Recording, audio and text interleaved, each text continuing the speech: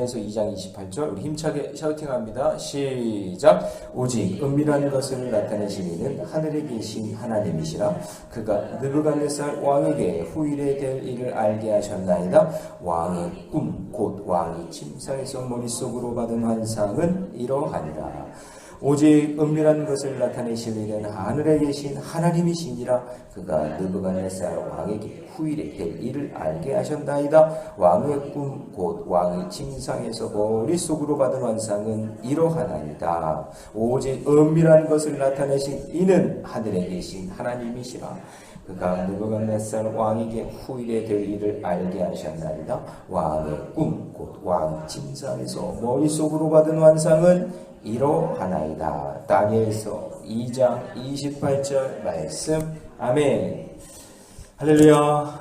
네, 오늘 함께 읽은 귀한 말씀을 가지고 은밀한 것을 보여주실 때, 은밀한 것을 보여주실 때라는 제목으로 하나님 말씀 함께 나누겠습니다.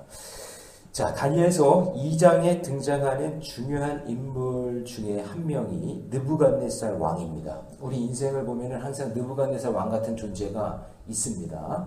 그 느부갓네살 왕 같은 존재를 무시하거나 외면하지 말고 왜 하나님이 그런 사람을 나한테 붙여줬는지, 왜 그런 사람을 통해서 기도하게 하시는지 그것을 여러분 잘 깨달으셔야 돼요. 그거 해석을 잘해야 됩니다. 그래서 다니엘이 다니엘 될 수 있었던 것은 누가 있었기 때문이냐? 바로 느부갓네살 왕이 있었기 때문이에요. 그래서 하나님이 느부갓네살 왕에게 꿈을 주셨죠. 그래서 그 꿈이 너무 이상해서 해석이 안 되니까 잠을 못 잘 정도로 답답한 거예요. 그래서 박수와 술객 점쟁이, 이거는 뭐냐면은 그때 당시에 꿈을 해석할 수 있는 그냥 석학이라는 석학, 아주 최고의 사람들을 바벨론 그 넓은 땅에서 전부 다 모아가지고는 자신의 꿈과 그 해석을 보이라고 하는 거예요. 여러분 이게 왜 답답하냐면은 여러분 이 부분을 잘 이해하셔야 되는데, 여러분 꿈을 이야기해주면 그 꿈을 해몽하는 건 어렵지 않아요. 대충 내가 가지고 있는 지식이나 가지고 있는 경험으로 얘기해 줄 수 있잖아요. 그렇죠? 예를 들어서 제가 권사님 제가 돼지 꿈을 꿨어요. 그럼 여러분 뭐라고 얘기해 주겠어요? 그럼 복권사라고 그럴 거 아니에요. 이거 봐요. 왜 그러냐면은 그런 걸 다 우리가 학습하고 교육 받았기 때문에. 예를 들어서 이런 거죠. 절벽에서 떨어졌어요. 그거 이렇게 끝나고 그러잖아요. 그 과학적으로 근거가 없는데도 우리는 그렇게 얘기하잖아요. 그게 왜 그러냐면은 그게 학습이 되어 있고 그게 들은 얘기이기 때문에 그래요. 근데 지금 이게 왜 문제냐면은 지금 이 본문에서 지금 이 느부갓네살 왕이 자기의 꿈도 해석해 달라는 거예요. 알려달라는 거예요. 자기가 꿈을 꿨는데 그것까지 맞히란 얘기예요. 이걸 어떻게 맞춰? 자기가 얘기를 해야 그걸 해몽을 해주지. 근데 자기가 꾼 꿈까지도 맞추고 그리고 그것도 해석까지 해달라는 거예요. 그러니까 이게 어려운 거예요. 그러니 거기 있는 석학들이 모여가지고는 그거 답을 못 찾는 거예요. 그런 상황 속에 있는 거죠. 그러니까 느부갓네살 왕 같은 존재가 있어요. 자기 인생의 답도 모르고 자기가 꾼 꿈도 잘 모르겠고 하는 그런 인생들을 우리에게 붙여준단 말이에요. 여러분 자녀들 보면 미련할 때가 있잖아요. 지금 자기가 무슨 말을 하고 있는지도 모르고 뭘 하고 있는지 어떤 길을 가고 있는지도 모르고 느부갓네살이에요. 여러분 주변에 일하는 사람들 보면 그런 사람도 있죠. 뭐가 뭔지도 모르고 어떠한 길도 모르고 하는 그 느부갓네살 같은 그런 존재들이 있단 말이에요. 자, 그리고 어제 말씀 속에서 하나님께서 다니엘을 움직이게 하셔서 느부갓네살 왕의 꿈을 해석할 수 있도록 길을 만들어 주시는 거 우리가 보게 되죠. 그죠? 예. 그때 하나님께서 다니엘이 어떻게 말했죠? 침착하게 말하잖아요. 그리고 내가 시간을 좀 달라. 그래가지고 어떻게 되죠? 자기 집으로 갔다는 얘기는 자기를 위해서 같이 기도할 친구들을 만나서 중보기도 했다 그 얘기예요. 그죠? 공동체의 기도. 그리고 은밀한 일을 해석할 수 있는 환상을 하나님이 꿈속에서 다니엘에게 줬다는 얘기예요. 자, 모든 준비를 마친 다니엘이 어떻게 하죠? 왕의 근이 되자 아리옥에게 직접 찾아가요. 자, 여러분, 오늘 이 사건 속에서 하나님이 은밀한 것을 이제 보여주셨잖아요. 다니엘에게. 그때 어떻게 했느냐? 그 세 가지를 함께 나누겠습니다. 첫 번째, 하나님이 은밀한 것을 보여주실 때 첫 번째는 뭐냐면요. 자, 저를 따라해 봅시다. 침착하고 질서 있게 행하라. 예. 자, 여러분, 세 친구와 함께 기도를 한 후에 하나님이 꿈속에서 보여주신 은밀한 일을 환상으로 받은 다니엘이 성급하게 왕이요, 제가 그거를 해석하겠습니다. 그러면서 막 그냥 그 질서 무시하고 막 나가는 게 아니라 먼저 자기가 누구를 먼저 만나야 되는지 그 질서 과정을 지키면서 누구를 찾아가냐면 아리옥이라는 사람에게 찾아갑니다. 그리고 아리옥에게 나를 왕 앞으로 인도해 달라라는 그 절차와 과정을 생략하지 않고 그렇게 다 질서 있게 나간단 말이에요. 그래서 24절 볼까요? 같이 읽습니다. 시작. 이에 다니엘은 왕이 바벨론 지휘자들을 죽이라 명령한 아리옥에게로 가서 그에게 이같이 이르되 바벨론 지휘자들을 죽이지 말고 나를 왕 앞으로 인도하라. 지금 여러분 다니엘은 생명을 살리고 있는 거예요. 네. 아리옥이 그 왕의 지시를 받아서 지금 아무 말도 못하고 있는 이 석학들을 전부 다 꿈을 해석하러 온 사람들 다 죽이려고 하는 그 순간인데 다니엘이 딱 나타나서 내가 알 수 있으니까 나를 왕에게로 인도해달라고 이렇게 얘기하고 있는 거죠. 예. 그러니까 여러분 이럴 때일수록 침착하게 질서를 지켜야 생명을 살리는 거예요. 막 허둥대거나 그냥 막 과정 무시하고 질서 무시하고 막 그렇게 하는 게 아니라 그 과정과 질서를 잘 지키면서 그래서 사로잡힌 유다인이기 때문에 원칙을 지키고 정해진 질서에 따라서 아리옥을 먼저 찾아갑니다. 이처럼 여러분 구원의 일을 하는 성도는요. 내 상황을 펼쳐져 있는 모든 질서와 과정을 하나님이 세우신 질서와 과정으로 여기고 순종해야 돼요. 막 흥분해가지고 막 그냥 소리 지르고 막 그냥 이렇게 하고 그 진짜 미련한 거예요. 사람 상처 주고 사람 죽이는 일 하는 거예요. 교회 안 나오게 만들고 그 사람을 어렵게 만드는 거예요. 여러분 우리 예수 믿는 사람들은 침착하게 질서 있게 그렇게 행동할 수 있는 지혜가 있기를 주님의 이름으로 축원합니다. 자, 그래서 다니엘을 데리고 왕에게로 가는데 이제는 어떻게 했냐? 아리옥이 급해졌어. 급한 마음을 알겠죠. 지금 이제 해석할 수 있다고 하니까 그 꿈이 뭔지를 알고 하니까 25절 말씀 같이 있습니다. 시작. 이에 아리옥이 다니엘을 데리고 어떻게 급히 이제는 해석할 수 있으니까 아리옥도 이제 왕이 이제 막 지금 답답한 가운데 있으니까 자기도 위태위태하잖아요. 근데 꿈을 해석할 수 있다 그러니까 급한 마음에 다니엘을 데리고 들어갑니다. 그래서 여러분 이 순종과 질서의 과정은요 성경 전체에 나타나요. 그럼 예를 들면은 에덴 동산에서부터 시작이 돼요. 모든 과실은 다 먹지만 뭐를 먹지 말라 그랬어요? 선악을 알게 하는 먹지 말라 그랬죠. 그게 질서예요. 아니 그렇게 먹을 게 많을 텐데 선악과에 그거 먹지 말라는 거 그건데 그거를 못 지켜요. 사람이 욕심이 많아서. 그렇죠? 그리고 여러분 그 출애굽하는 그 과정 속에서도 잘 보면 하나님이 모세에게 명령하셨을 때 바로 왕을 직접 찾아간 게 아니라 누굴 먼저 만나냐면 아론을 먼저 만난다. 아론. 말 잘하는 아론이랑 같이 가잖아요. 그게 질서란 말이에요. 질서. 그거를 잘 알아야 되는데 그거를 못 지키는 거예요. 그래서 무너지고 그것 때문에 망하는 거예요. 그래서 여러분 어떤 급한 일, 은밀한 일이 있을 때 그때 질서, 침착하게 하나님이 주신 질서가 무엇인지를 잘 깨닫는 저와 여러분 되시기를 축복합니다. 자, 그러면 질문이에요. 적용 질문. 지금 내가 있는 자리에서 순종해야 할 관계와 질서는 무엇입니까? 내가 누굴 먼저 만나야 되는지, 여러분이 만나야 될 아리옥이 누군지, 그것을 한번 생각해 보시기 바랍니다. 자, 두 번째. 하나님이 은밀한 것을 보여주실 때는요. 저를 따라해 봅시다. 온유하고 담대하게 복음을 드러내라. 온유하고 담대하게 복음을 드러날 기회로 삼아야 되는 거예요. 자, 다니엘이 느부갓네살 왕 앞에 섰어요. 그리고 바벨론의 어떤 지혜자들도 왕의 꿈을 내용을 설명할 수 없지만 오직 자신이 섬기는 하나님만이 그 모든 은밀한 것을 나타낼 수 있다고 복음을 전하는 거예요. 멋지지 않아요? 내가 꿈을 해석할 수 있습니다가 아니라 내가 믿는 그 하나님이 그 꿈을 해석해 주실 수 있다. 이게 복음을 전하는 거예요.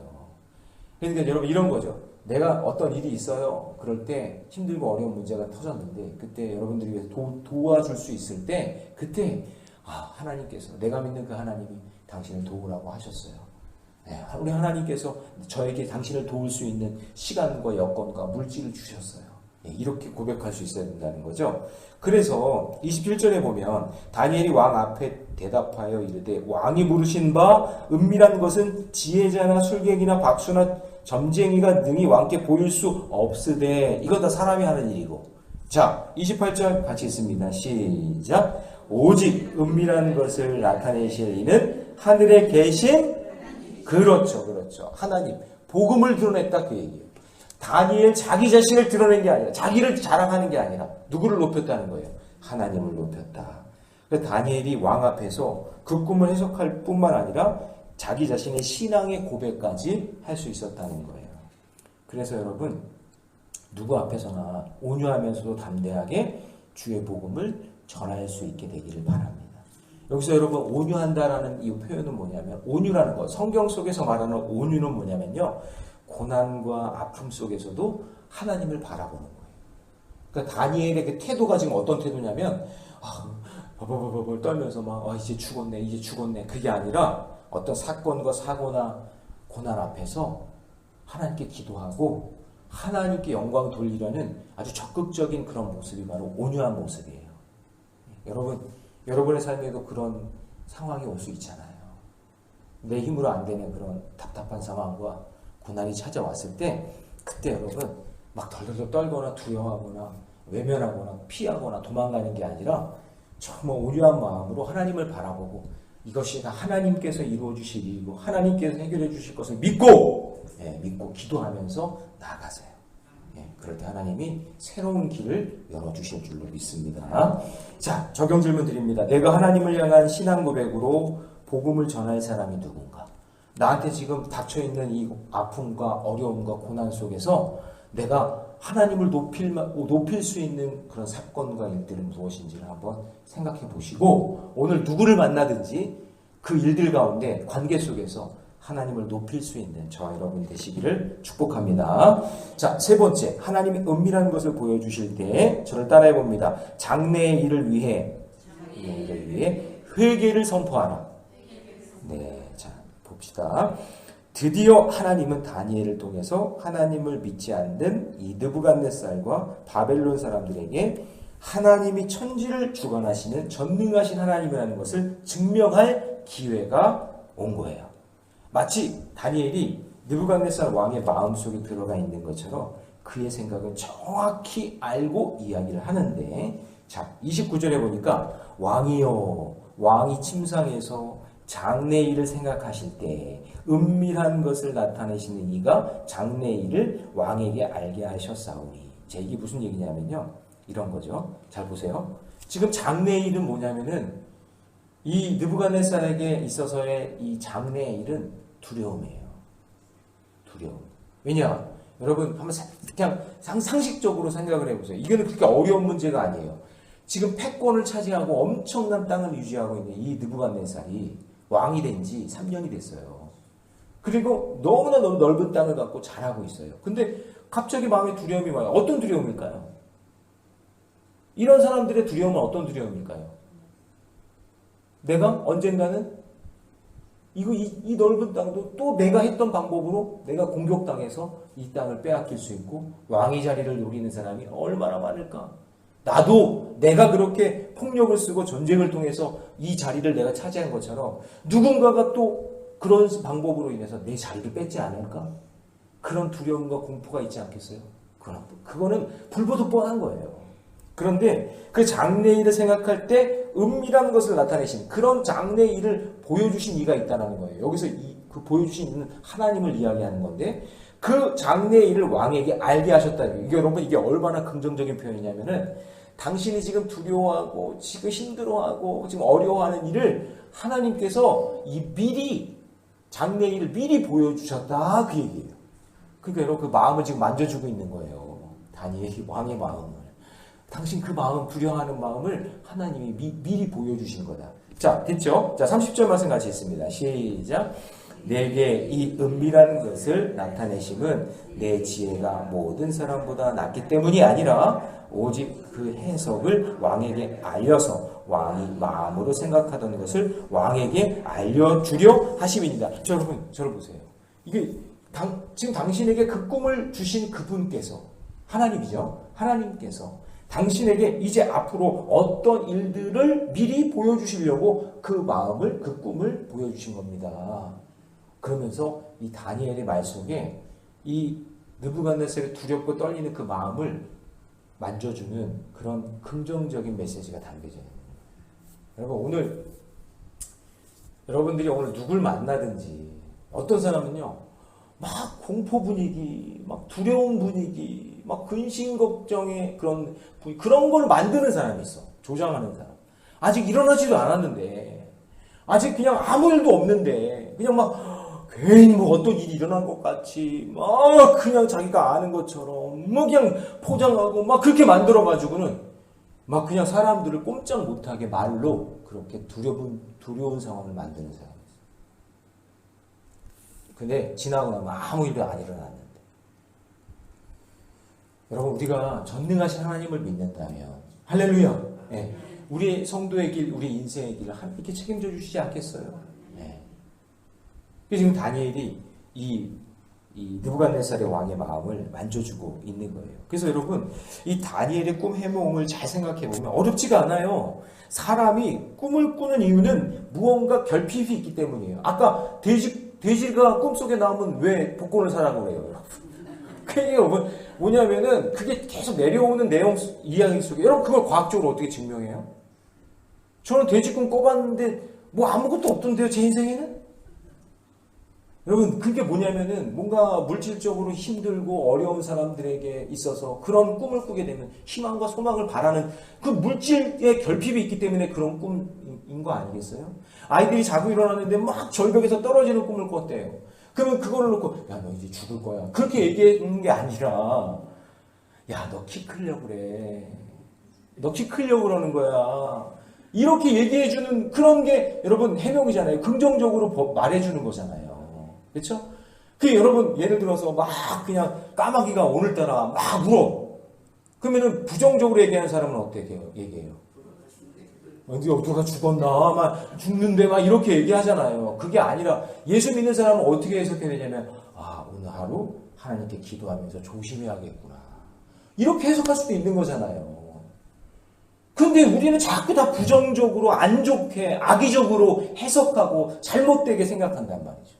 그게 아니라 오늘도 힘들고 어려운 사람들을 갔을 때 예수 믿는 사람은 가서 긍정적인 메시지를 주는 거예요. 왕이요, 당신에게 하나님께서 그런 꿈을 주신 것은 미리 장래의 일을 보여주신 겁니다. 당신께서 이제 잘 준비하면 이제 이 모든 일들을 잘 해석할 수 있습니다. 이렇게 말할 수 있는 자가 되어야죠. 여러분 우리가 이 다니엘의 이 워딩을 배워야 돼요. 이 말을 배워야 돼요. 이렇게 말하는 그런 지혜를 배워야 돼요. 다니엘이 그럼 뻔한 거잖아요. 느부갓네살 왕이 뭐 때문에 두려워하는지.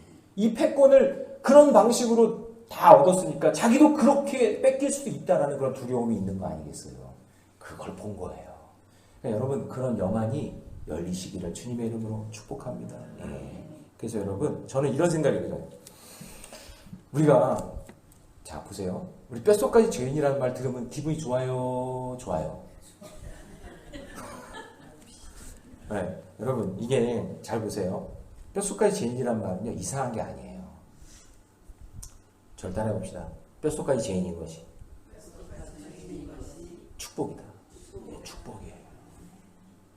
여러분 인간이 살아가는 모든 일 속에서요 죄 안 짓고 살 수 있어요? 여러분 오늘도 죄 엄청 질걸요? 제가 예상한 건데 생각으로 눈으로 막 엄청 죄질 거예요. 근데 뼛속까지 죄인 거 당연하잖아요. 그럼 뭐 그게 기분 나빠요? 당연한 건데.